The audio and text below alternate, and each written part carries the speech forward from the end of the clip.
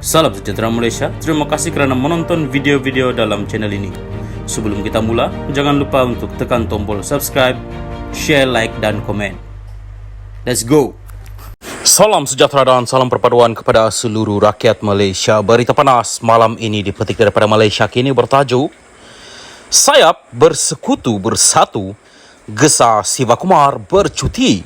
Berita penuh, Sayap bersekutu bersatu menggesa V. Siva Kumar supaya bercuti daripada menggalas tugas sebagai Menteri Sumber Manusia sementara Suruhanjaya Pencegahan Rasuah Malaysia menyiasat dakwaan rasuah bernilai RM97 juta yang melibatkan sebuah agensi pengambilan pekerja asing. Ketua Penerangan Sayap Parti Politik itu, C. Subramaniam, berkata tindakan itu wajar memandangkan dua pegawai kanan yang ditahan oleh SPRM bekerja untuk menteri. Laporan media mengatakan, setiausaha sulit dan pegawai tugas-tugas khas menteri telah ditahan oleh SPRM. Kedua-dua suspek ini dilantik oleh menteri selepas beliau menjadi menteri. Maka, beliau wajar bercuti sehingga SPRM menyelesaikan siasatan ini. Mungkin ada konflik kepentingan, katanya pada satu kenyataan hari ini. Subramaniam mengulas laporan dua pegawai kanan Menteri Sumber Manusia ditahan SPRM. Selain pegawai kanan Menteri, SPRM telah menahan 3 suspek setekat semalam, termasuk seorang ahli perniagaan dari Ipoh bagi membantu siasatan kes rasuah berkaitan pengajian pekerja asing. Ketua Pesuruhjaya SPRM Azam Baki telah mengesahkan penahanan itu.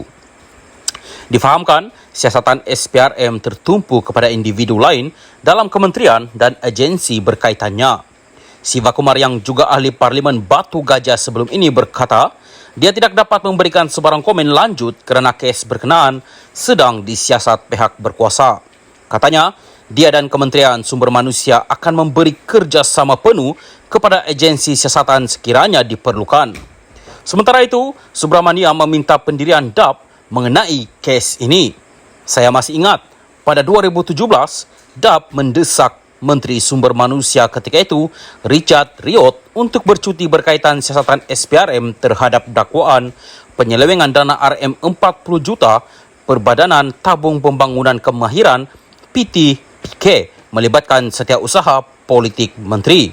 Maka sekarang kita nak lihat apakah pendirian DAP pada kali ini, katanya lagi. Sekian berita, salam Malaysia Madani.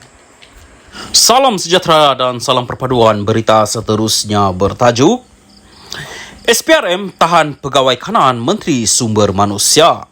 Berita penuh, SPRM telah menahan seorang pegawai kanan Menteri Sumber Manusia V. Siva Kumar ketika serbuan di kementerian itu di Putrajaya pagi ini.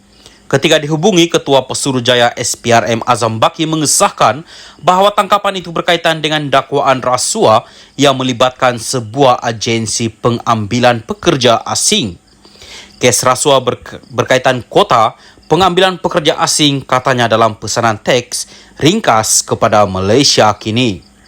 Laman The Vibes melaporkan tangkapan itu berhubung dakwaan mereka yang terlibat telah menubuhkan agensi pengambilan pekerja asing untuk mendapatkan kelulusan kementerian walaupun ada konflik kepentingan.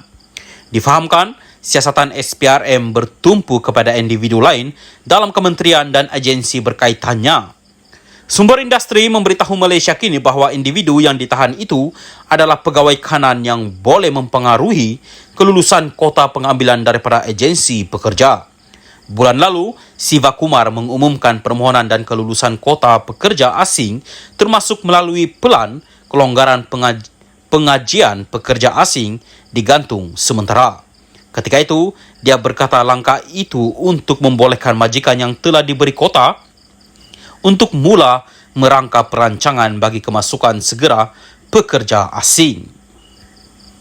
Salam sejahtera dan salam perpaduan. Berita seterusnya, siasatan SPRM. Menteri minta media beri ruang, tidak spekulasi. Berita penuh, Menteri Sumber Manusia V. Siva Kumar mengesahkan bahawa Suruhanjaya Pencegahan Rasuah Malaysia SPRM telah menahan seorang pegawai kanan ketika serbuan di kementerian itu di Putrajaya pagi ini. Saya maklum berkenaan penahanan pegawai daripada pejabat saya. Memandangkan perkara ini masih dalam siasatan pihak SPRM, saya tidak dapat memberikan sebarang komen berhubung perkara ini.